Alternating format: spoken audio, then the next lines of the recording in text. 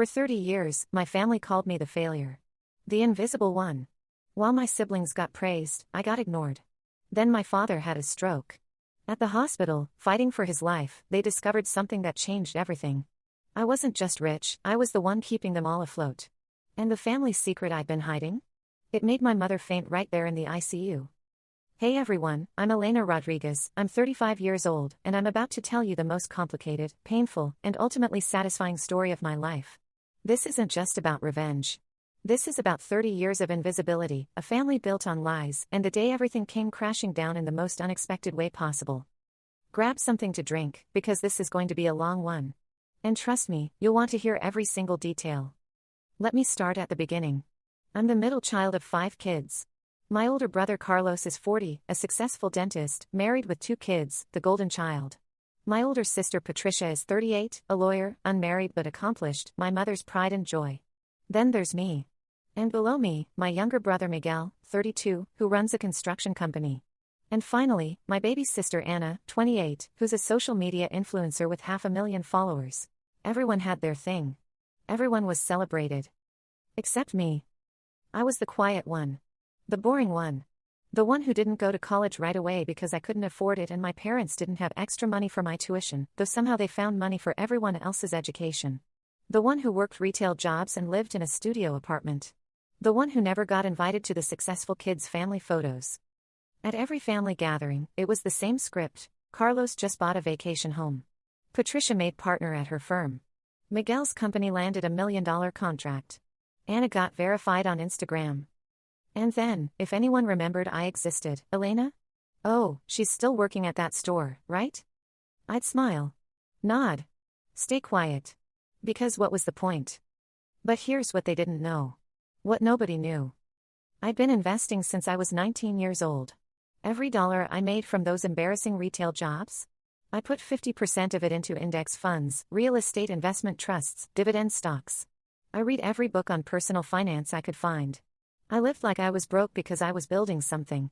By 25, I had $100,000 invested.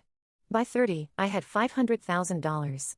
By 35, I was sitting on a portfolio worth $3.2 million. But I never told anyone. Not my family, not my friends, nobody. Because I learned early that in my family, being successful meant being a target. It meant being obligated. It meant never having boundaries. So I stayed invisible. And I watched. I watched my brother Carlos get bailed out 3 times when his practice struggled. My parents gave him $80,000 total. I watched Patricia get a down payment gift of $100,000 for her condo. I watched Miguel get $50,000 to invest in equipment that he mostly gambled away. I watched Anna get a brand new car, rent paid for a year, and endless financial support for her influencer career. And me. When I asked for help with community college tuition, $3,000, I was told, money doesn't grow on trees, Elena. Figure it out. So I did. I figured it all out. Alone. But I wasn't bitter. Okay, maybe I was a little bitter. But mostly, I was focused. I built my wealth quietly, lived below my means, and started planning for the future I actually wanted. Then, 3 months ago, everything exploded. My father had a massive stroke. He collapsed at Sunday dinner, ironically, one of the few I'd actually attended. We all rushed to the hospital. He was in ICU, unconscious, machines keeping him alive. The doctors said it was touch and go. We needed to prepare for anything. That's when the real nightmare started.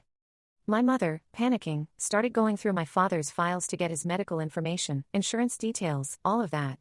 And that's when she discovered it. They were broke. Not just low on cash. Broke. Negative net worth broke. Turns out, my parents had been living off credit cards for 5 years. The house had a second mortgage. My father's business was failing. They owed $250,000 in combined debts. They'd been keeping up appearances while drowning financially. My mother called an emergency family meeting in the hospital waiting room. Everyone showed up, Carlos, Patricia, Miguel, Anna. Everyone except my father, who was fighting for his life 20 feet away. We have a problem, my mother said, her voice shaking. Your father and I. We're in financial trouble. Serious trouble. We need help. The room went silent. Then Carlos spoke up. How much are we talking? $250,000. Plus, if your father can't work again, we'll lose the house. We'll lose everything. More silence. Then everyone started making excuses. Carlos, I just bought the vacation house, everything's tied up. Patricia, I'm still paying off my student loans, I can't. Miguel, the business is in a tight spot right now. Anna, I'm an influencer, I don't make real money yet. I sat there, watching them squirm. Watching them scramble to explain why they couldn't help the parents who'd given them everything. Finally, my mother looked at me. Actually looked at me, maybe for the first time in years. Elena, I know you probably can't help either, but I can help, I said quietly. Everyone turned to stare at me. What? My mother said. I said I can help. I can cover the debt. And I can make sure you don't lose the house. Carlos laughed. Actually laughed. Elena, this isn't the time for jokes. We're talking about $250,000. I'm not joking. Patricia shook her head. Elena, we appreciate the sentiment, but you work retail. This is serious. I know it's serious, I said calmly. And I'm telling you, I can handle it. Miguel scoffed. With what money? Your employee discount. That's when I pulled out my phone. I opened my investment app, the one I checked every morning, the one that held my entire financial life. And I turned the screen around. With this money. The screen showed my portfolio balance, $3,247,891.32. The room went completely silent. Like, you could hear the machines beeping in the ICU silent. My mother's face went white. That can't be real. It's real. I've been investing for 16 years. Living cheap, saving aggressively, building wealth. While you all were spending every dollar you made and getting handouts from mom and dad, I was building this. Carlos grabbed my phone, staring at the screen like it was written in a foreign language. This is. Elena, how is this possible? It's called financial discipline. Something none of you would know about. Anna's voice was small. You're a millionaire? Yes. And I've been one for a while now. Patricia found her voice. Why didn't you tell us? I looked at her.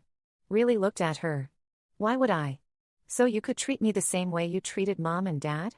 Like a bank? No thanks. My mother started crying. Elena, I don't understand. If you had all this money, why did you live in that tiny apartment? Why did you keep working retail? Because I liked my life, I said simply. I liked my apartment. I liked my job. I liked not being obligated to people who didn't respect me. I liked being invisible, because it meant being free. The silence was deafening. Then Carlos, always the golden child, tried to take control. Okay, so you have money. That's great. So you can help mom and dad, and we can all. I didn't say I was going to help for free, I interrupted. Everyone stared at me. Here's what's going to happen, I said, standing up. I'm going to pay off the debt. All of it. I'm going to make sure the house is secure. I'm going to make sure dad has the best medical care possible. But in exchange, you're all going to hear some truths. And you're going to listen. My mother nodded frantically. Anything, Elena. Anything you want. I looked at each of my siblings. Carlos. Remember when you asked Dad for $30,000 to bail out your practice? He gave it to you. That money came from a retirement account he cashed out. He paid penalties, taxes, everything. He destroyed his retirement to save you. Did you ever pay him back? Carlos looked at the floor. No. The practice recovered, and you just forgot. Because it wasn't your problem anymore. I turned to Patricia. Patricia. That down payment mom and dad gave you? $100,000. They took out a second mortgage on the house for that. They're still paying it off. Did you know that? Her face went pale. No. They said it was savings. It was a lie. They went into debt for you. And you never questioned it because you assumed they were rich. Miguel was next. Miguel. That $50,000 for equipment. Dad borrowed it from his business. That's part of why the business is failing now. He took money he needed for operations and gave it to you? And you gambled most of it away. Miguel's jaw clenched, but he didn't deny it. Finally, Anna. And Anna. The car, the rent, the constant support. You're 28 years old.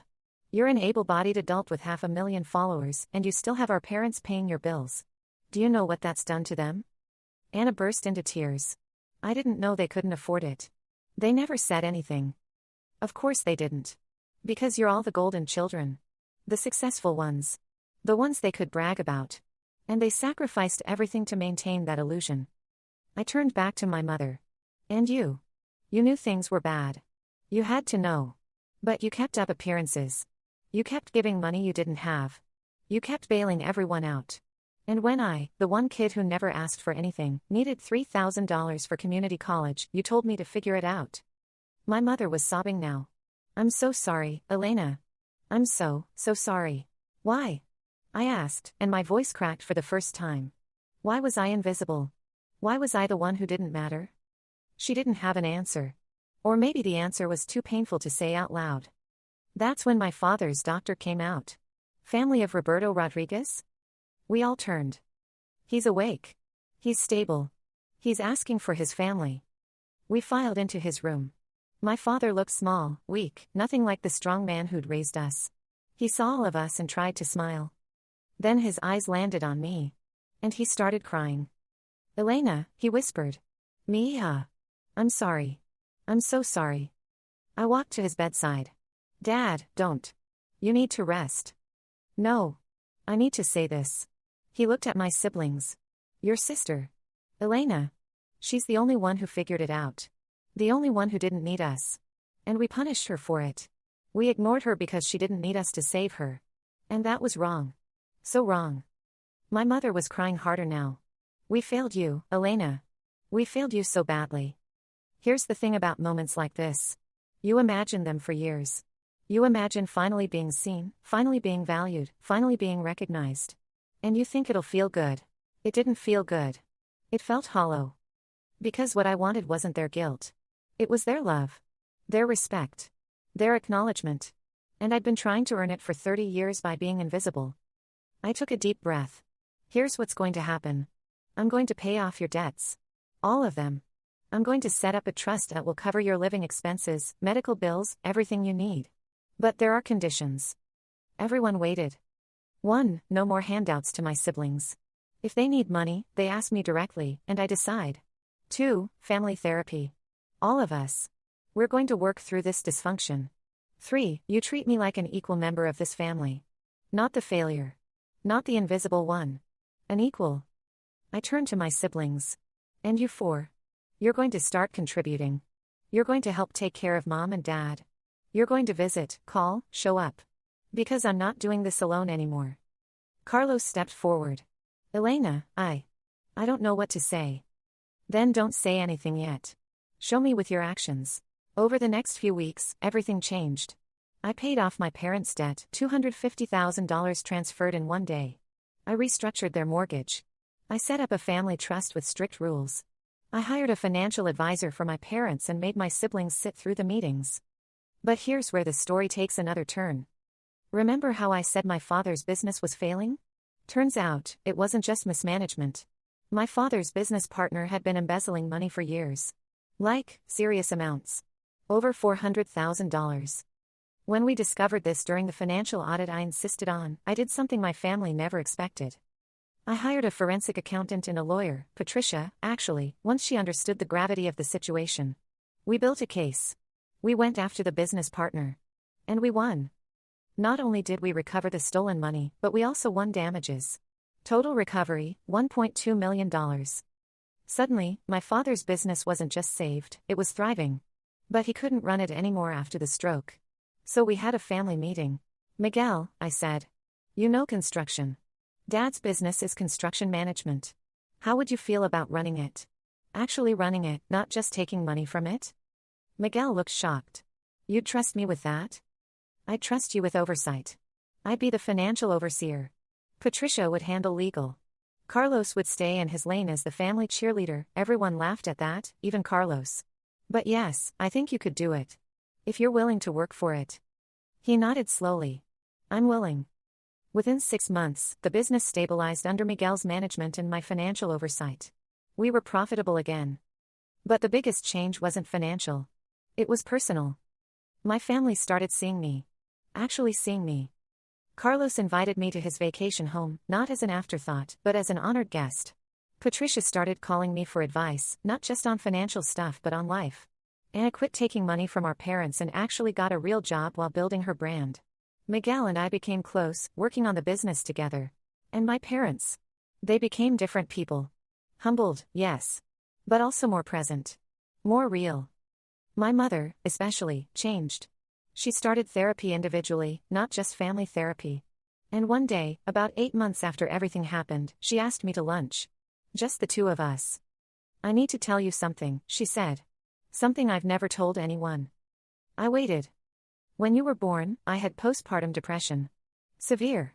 I didn't bond with you the way I did with Carlos and Patricia. And by the time I came out of it, you were 2 years old, and I felt like I'd missed my chance. I felt like you didn't need me. And instead of trying harder, I just let you drift. And then it became a pattern. The more independent you became, the less I tried. And I'm so sorry." I sat there, processing. Why didn't you ever tell me this? Because I was ashamed. I'm your mother. I'm supposed to love you unconditionally from day one. And I didn't. Not in the way you deserved. We both cried. And then, finally, we started healing. Now, here's the epilogue that makes this story even crazier. A year after my father's stroke, we held a family reunion. All my siblings, their partners, their kids, my parents. Everyone. And I brought someone. My partner, James. A man I'd been dating quietly for 3 years but never introduced to my family because I didn't want them involved in the one good thing I had. At dinner, my father stood up to make a toast. "I want to thank my daughter Elena," he said. "Not just for saving us financially, though she did that. But for saving us as a family. She could have walked away. She could have let us fall apart. But she didn't. She stayed. She fought for us. And she showed us what real strength looks like." Everyone raised their glasses. To Elena. But then my father continued. "And I want to say something else. Elena, I know we failed you for so many years. We treated you like you were invisible. But you were never invisible to God. And you were never invisible to yourself. You built something incredible out of nothing. You became someone extraordinary with no help from us. And I'm so proud of you." I ugly cried. James held my hand. And for the first time in my life, I felt like I belonged in my own family. But the story doesn't end there. 6 months ago, I did something I never thought I'd do. I quit my retail job. Not because I was ashamed of it, but because I wanted to do something more. I started a nonprofit. It's called the Invisible Child Foundation. We provide financial literacy education and micro grants to overlooked kids, the middle children, the quiet ones, the ones whose families don't see their potential. We've already helped 200 kids start investing, learn about money, and build their own wealth. And I fund it entirely from my investment returns. My siblings all volunteer. Carlos does free dental work for our program participants. Patricia provides free legal advice to families in financial distress. Miguel teaches construction skills as a trade option. Anna uses her platform to promote our cause. And my parents. They're our biggest advocates. They speak at events about their mistakes, about overlooking me, about the cost of favoritism. They're raw, honest, and humble. And people respond to that. As for me, I'm still investing. My portfolio is now worth $4.1 million. But more importantly, I'm visible now. Not because I revealed my wealth, but because I finally demanded to be seen. So what's the moral of this story? A few things. 1. Being overlooked can be a gift. It gave me the freedom to build wealth without pressure, without obligation, without interference. 2. Money doesn't solve family dysfunction. But it can force conversations that need to happen. 3. Sometimes the invisible child is the one holding everything together. We're just doing it quietly. 4. Forgiveness is possible. Healing is possible. But it requires everyone to do the work, not just the person who was hurt. And finally, your worth isn't determined by whether people see you. It's determined by whether you see yourself. I spent 30 years being invisible. And then one day, I chose to be seen. Not by changing who I was, but by revealing who I'd always been. My family called me a failure for 3 decades. Turns out, I was the only successful one. I just didn't need their validation to know it. Thanks for watching, everyone. If this story hit home, hit that subscribe button. Drop a comment about your own invisible child experience. Share this with someone who feels overlooked. Until next time, remember that being invisible doesn't mean being worthless. Sometimes it just means you're building something they can't see yet. And when you're ready, you'll show them on your own terms. This is Elena Rodriguez, signing off. The invisible daughter who became the only one who could be seen.